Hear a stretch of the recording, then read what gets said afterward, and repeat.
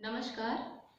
मैं डॉक्टर नीतू सिंह, सहायक आचार्य शिक्षा शास्त्र विभाग, आपके सामने उपस्थित हूँ पॉपुलेशन एजुकेशन पार्ट 2 के साथ।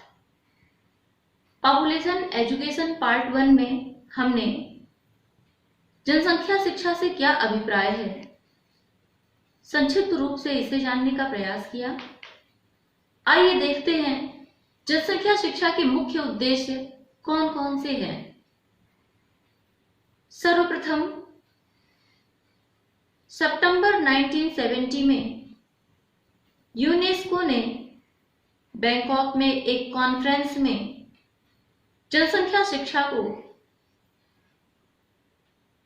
स्पष्ट करने का प्रयास किया और कहा, जनसंख्या शिक्षा वह शैक्षिक कार्यक्रम है जो परिवार, समाज और राष्ट्र को जनसंख्या से संबंधित समस्याओं से अवगत कराती है और इसका उद्देश्य है छात्रों में उत्तरदायित्वपूर्ण दृष्टिकोण का विकास करना,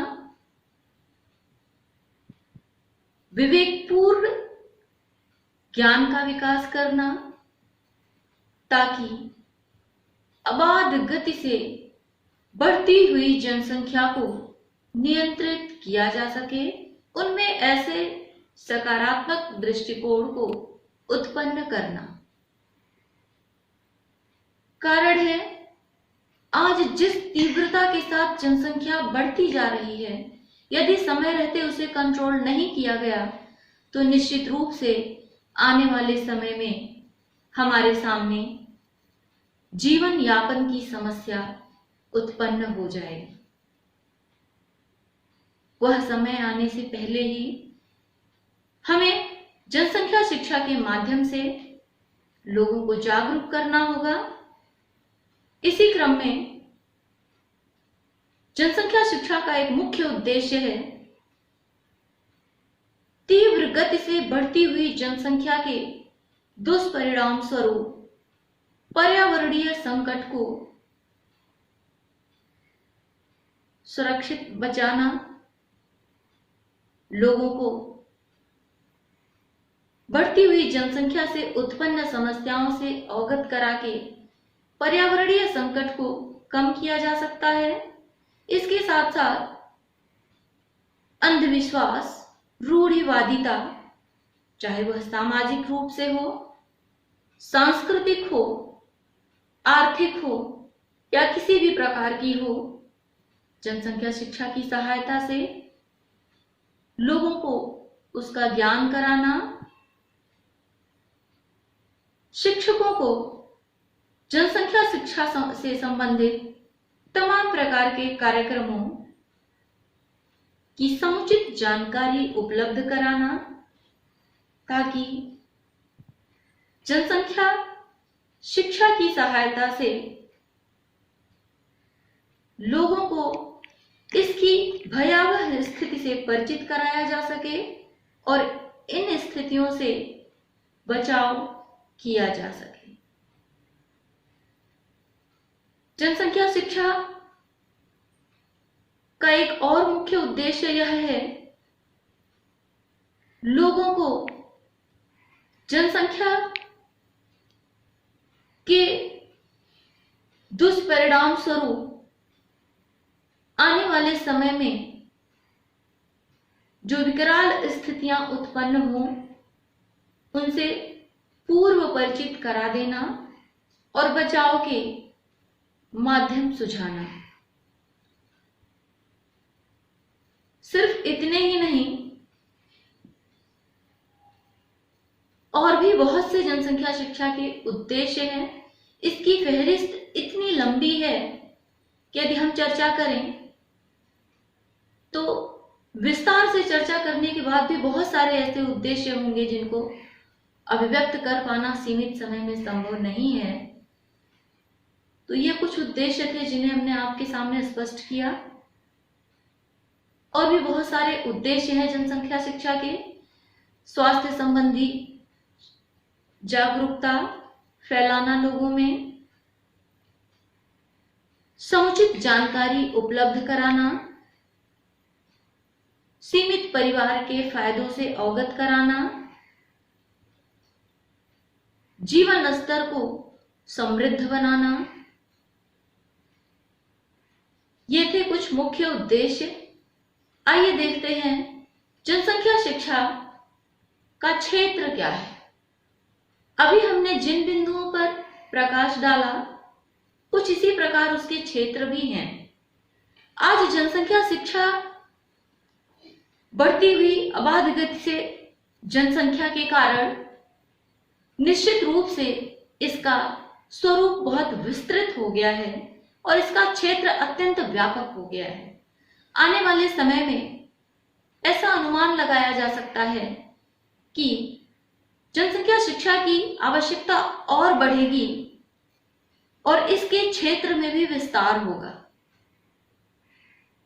जैसे आज अनेक विद्वानों ने जनसंख्या शिक्षा के क्षेत्र को प्रतिबिंबित किया है, पर मैं कुछ मुख्य क्षेत्रों की चर्चा करने के बाद एक मुख्य विद्वान के जनसंख्या शिक्षा संबंधी विचारों से आपको अवगत कराऊंगी। जनसंख्या शिक्षा के क्षेत्र के अंतर्गत जन्म दर, मृत्यु दर, स्थानांतरण, वैवाहिक स्तर, व्यवसाय, जाति, धर्म, संप्रदाय, रहन सहन, स्वास्थ्य इत्यादि क्षेत्र सम्मिलित है। वोलिवर जोलिंस्की ने जनसंख्या शिक्षा को उसके लक्षणों के आधार पर मुख्य रूप से 3 भागों में विभाजित किया है। पहला जो विभाजन उनका है वह निश्चित रूप से लिंग, प्रजाति और धर्म से संबंधित है। दूसरा धार्मिक, आर्थिक, सांस्कृतिक, इसके अंतर्गत उन्होंने संप्रदाय, प्रजाति, वैवाहिक स्थिति, व्यवसाय, रहन सहन, धर्म, व्यवसाय आदि क्षेत्रों को चिन्हित किया है। गत्यात्मक लक्षण के अंतर्गत जन्म दर, मृत्यु दर और स्थानांतरण संबंधी विषय को स्थान दिया है। इसी प्रकार से अलग अलग विद्वानों ने कम या अधिक क्षेत्रों से संबंधित ज्ञान उपलब्ध कराया है। जनसंख्या शिक्षा निश्चित रूप से व्यापक क्षेत्र रखता है। आने वाले समय में इसकी महत्ता और भी बढ़ेगी, हम ऐसी उम्मीद करते हैं, क्योंकि जनसंख्या को नियंत्रित करना प्रत्येक व्यक्ति के लिए अत्यंत आवश्यक है। और जब तक लोगों को इसके विषय में व्यापक जानकारी नहीं दी जाएगी, इसके कौन कौन से कार्यक्रम चलाए जा रहे हैं, इससे वो अवगत नहीं होंगे, इसके क्या हानि और लाभ हैं, यह उन्हें नहीं बताया जाएगा, तब तक जनसंख्या शिक्षा पूर्ण रूप से अपने उद्देश्यों को प्राप्त करने में सफल नहीं हो पाएगा। जनसंख्या शिक्षा को सफल बनाने के लिए हमारे देश के प्रत्येक नागरिक को सहयोग करना होगा और इसकी आवश्यकता को समझना होगा। आगे बढ़ करके लोगों को इसके प्रति अवेयर करना होगा, ताकि सीमित जनसंख्या के लाभ, हानि और सुखी परिवार की संकल्पना को साकार किया जा सके। तो बस आज इन्हीं विचारों के साथ मैं इस जनसंख्या शिक्षा के अर्थ, क्षेत्र, उद्देश्य को पूर्ण करती हूँ। इससे संबंधित यदि आपके कोई प्रश्न हैं जिस पर आप और जानकारी प्राप्त करना चाहते हैं, तो आप चैट बॉक्स में कमेंट लिख करके हमें उससे अवगत कराएं। मैं दूसरे वीडियो में उन सभी समस्याओं के समाधान के साथ आपके सामने फिर उपस्थित हो जाऊंगी। तब तक के लिए मैं आपसे विदा चाहूंगी।